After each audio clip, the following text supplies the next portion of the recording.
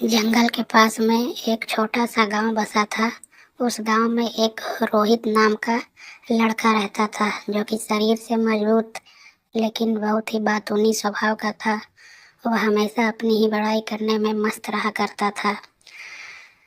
उस गांव में एक और लड़का रहता था जिसका नाम मोहित था, जो कि सीधा साधा और शांत लड़का था।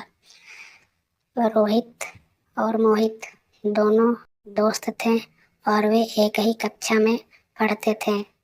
उन्हें बाजार से कुछ किताबें खरीदनी थी, इसलिए उन्हें बाजार जाना था। उस गांव से बाजार जाने के लिए दो रास्ते थे, एक लंबा रास्ता, एक छोटा रास्ता। जो लंबा रास्ता था वह पक्की सड़कों का बना हुआ था, लेकिन जो छोटा रास्ता था वह जंगल से होकर गुजरता था। तो रोहित ने मोहित से कहा कि हमें किस रास्ते से चलना चाहिए। तो मोहित ने कहा कि हमें लंबे रास्ते से चलना चाहिए क्योंकि वह सुरक्षित है। तो रोहित ने कहा कि नहीं, हमें छोटे रास्ते से चलना चाहिए। तो मोहित ने कहा कि नहीं, हम छोटे रास्ते से नहीं जाएंगे क्योंकि वह जंगल से होकर के गुजरता है और उस जंगल में हिंसक जानवर रहते हैं। तब रोहित ने कहा कि तुम्हें मेरा दोस्त होकर के डरने की बात नहीं कहनी चाहिए। मैं कई बार उस छोटे रास्ते से होकर के जा चुका हूँ और बाजार से कई बार अपने लिए सामान ला चुका हूँ। हिंसक जानवर जरूर रहते हैं, लेकिन मुझे उन जानवरों से बचने के बहुत से तरीके मालूम है। तुम मेरे साथ चलो। मोहित एक सीधा साधा लड़का था। वह रोहित की बातों में आ गया और उसके साथ छोटे रास्ते से होकर के ही बाजार जाने के लिए तैयार हो गया। बाजार जाते समय रोहित अपने बातूनी स्वभाव के अनुसार मोहित से कह रहा था कि हमने बाजार जाने के लिए छोटा रास्ता इसलिए अपनाया ताकि हमारा समय बचे और हम शाम के समय खेल भी सकें। जहाँ तक बात हिंसक जानवरों की है, तो वो उनका सामना करना मुझे बहुत अच्छे से आता है। तुम चिंता मत करो, मैं अपनी जान बचाने के साथ साथ तुम्हारी भी जान बचाऊंगा। ये मेरे लिए कोई बड़ी बात नहीं है। मोहित रोहित के बातों में हामी भरता हुआ आगे बढ़ता चला जा रहा था। तभी वे अचानक रुक जाते हैं क्योंकि पीछे से आता हुआ एक भालू उन्हें दिखाई देता है। भालू को आता देख करके दोनों डर जाते हैं।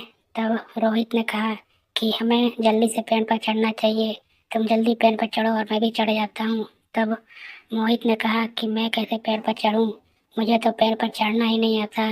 तब रोहित ने कहा कि यदि तुम्हें पेड़ पर चढ़ना नहीं आता है तो तुम यहीं मरो, मैं तो चला पेड़ पर। और रोहित पेड़ पर चढ़ जाता है। मोहित रोहित से निवेदन करता है कि कृपया अपना हाथ दो ताकि मैं भी पेड़ पर चढ़ सकूं। इस पर रोहित मोहित से कहता है कि मैं अपना हाथ दे करके अपना जान जोखिम में नहीं डाल सकता। यदि तुम्हें पेड़ पर चढ़ना नहीं आता तो मैं इसमें कुछ नहीं कर सकता।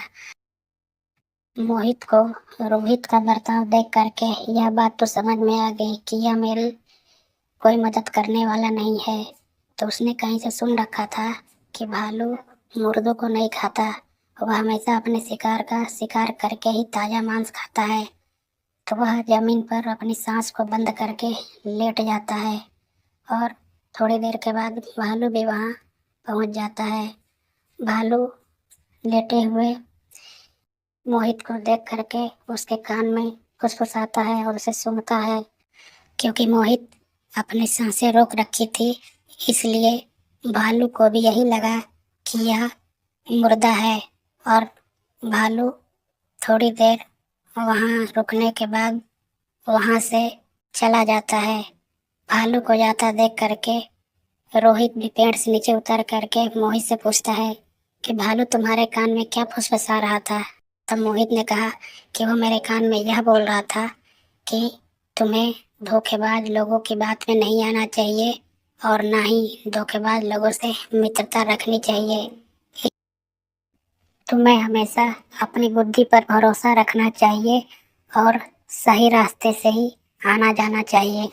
मोहित की बात सुन करके रोहित शर्मिंदा हो जाता है और अपने गलती के लिए मोहित से माफ़ी मांगता है।